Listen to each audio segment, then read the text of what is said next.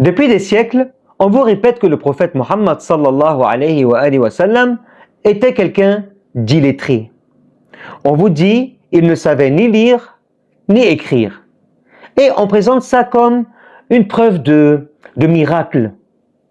Comme si le fait de ne pas savoir lire, c'était une preuve d'authenticité.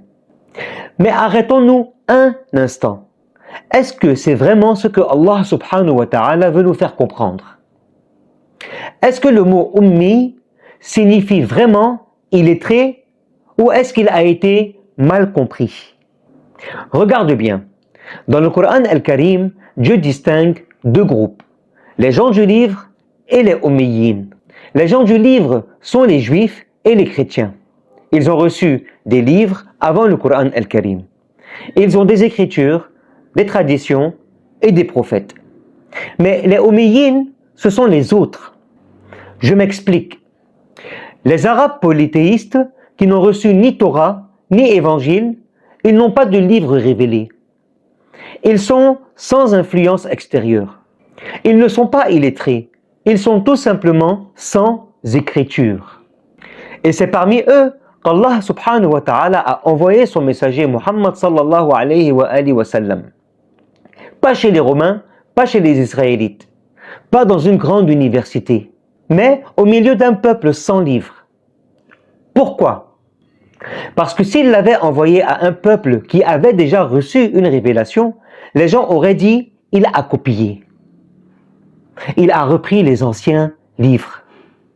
Il n'a rien inventé, il a juste reformulé.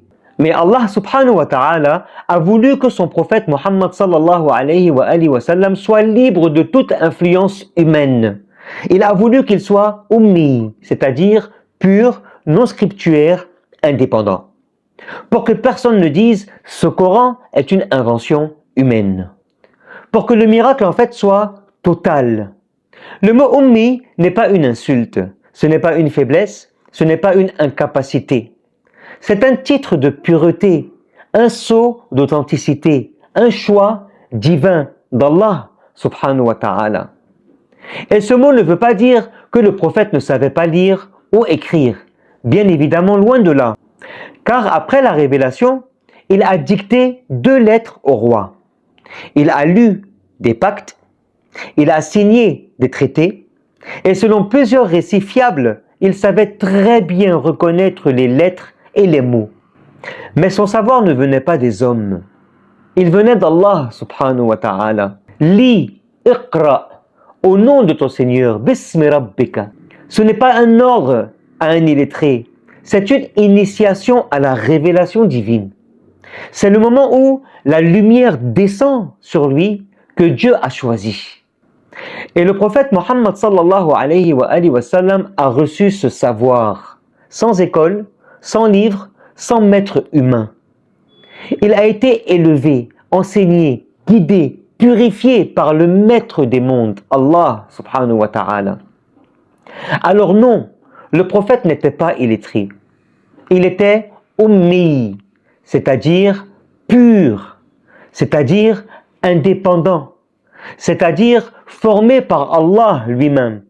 Et toi, aujourd'hui, vas-tu encore répéter que ton prophète Muhammad sallallahu alayhi wa sallam était un homme incapable de lire, alors qu'il a guidé toute l'humanité avec un livre de perfection, Al-Qur'an Al-Karim? Veux-tu le réduire à un illettré, subhanallah? Ou vas-tu reconnaître qu'il était un océan de science venu du ciel? J'ai une question pour vous. Et si le mot ummi n'était pas un défaut, mais la preuve que Dieu l'a choisi parmi les purs pour porter sa lumière sans aucune influence humaine? Mettez en commentaire. Si cette vérité t'a touché, si tu penses, comme moi, qu'il est temps de sortir des mensonges qu'on nous a imposés, alors ne reste pas silencieux, s'il te plaît. Partage cette vidéo, que ça touche le plus grand nombre de personnes possible. Abonne-toi à cette page et rejoins ceux qui cherchent et non pas la majorité, mais la vérité. Le prophète Muhammad sallallahu alayhi wa sallam n'était pas illettré. Il était un messager pur, choisi, guidé par Allah subhanahu wa ta'ala. Et si tu veux continuer à découvrir ce qu'on t'a caché sur lui et sur l'histoire de l'islam, alors partage, reste avec nous, parce que ce n'est que le début. Assalamu alaikum.